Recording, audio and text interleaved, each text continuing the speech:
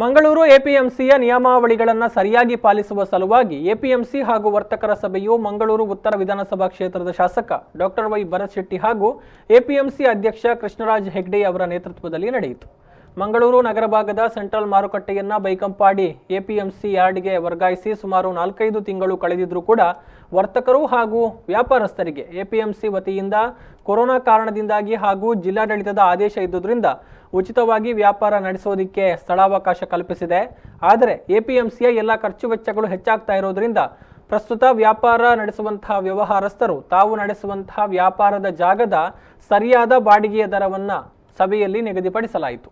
ಅಲ್ಲೇನು ಹಠಕ್ಕಾಗಿ ನಿಲ್ಲಬೇಕೆ ವಿನ ಇಲ್ಲಿರುವ ಎಮ್ಯುನಿಟೀಸ್ ಏನುಂಟು ನಿಮಗೆ, ಈಗ ಲೋಡರ್ಸ್ ಇರ್ಬೋದು ಅಥವಾ ಬೇರೆ ಬೇರೆ ವಿಷಯಗಳು ಇರ್ಬೋದು, ಲಾರಿ ಪಾರ್ಕಿಂಗ್ ಇರ್ಬೋದು, ಇನ್ನು ಅಲ್ಲಿ ಆಗಿ ಇಲ್ಲಿ ಕಿರಿಕಿರಿ ಇಲ್ಲ, ಅದರಲ್ಲೆಲ್ಲ ಕಿರಿಕಿರಿ ಇಲ್ಲ. ಇದು ಮೋಸ್ಟ್ ಇದು ಈಗ ನಿಮಗೆ ಕೋವಿಡ್ ಇಂದಾಗಿ ಎಲ್ಲ ಬಿಸ್ನೆಸ್ ಕಮ್ಮಿ ಆಗಿದೆ ಅಂತ ನೀವು ಹೇಳ್ತಿದ್ರೆ ಅದೊಂದು ವಿಷಯ ನನಗೆ ಜಗತ್ತಿಗೆ ಬಂದ ವಿಷಯ.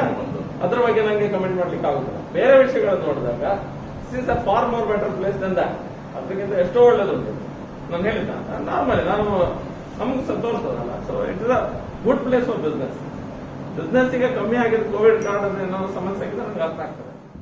ಸಭೆಯಲ್ಲಿ ಎಪಿಎಂಸಿ ಉಪಾಧ್ಯಕ್ಷ ರಜನಿ ದುಗ್ಗಣ್ಣ, ಎಪಿಎಂಸಿ ಸದಸ್ಯರಾದ ರಾಘವ ಶೆಟ್ಟಿ, ರುಕ್ಮಯ್ಯ ನಾಯಕ್, ಸರಕಾರಿ ನಾಮನಿರ್ದೇಶಿತ ಸದಸ್ಯ ಪ್ರವೀಣ್ ಕುಮಾರ್, ಹಣ್ಣು ತರಕಾರಿ ವರ್ತಕರ ಸಂಘದ ಅಧ್ಯಕ್ಷ ಮುಸ್ತಾಫಾ, ಗೌರವಾಧ್ಯಕ್ಷ ಅಹಮದ್ ಬಾವಾ ಹಾಗೂ ವ್ಯಾಪಾರಸ್ಥರು ಉಪಸ್ಥಿತರಿದ್ದರು.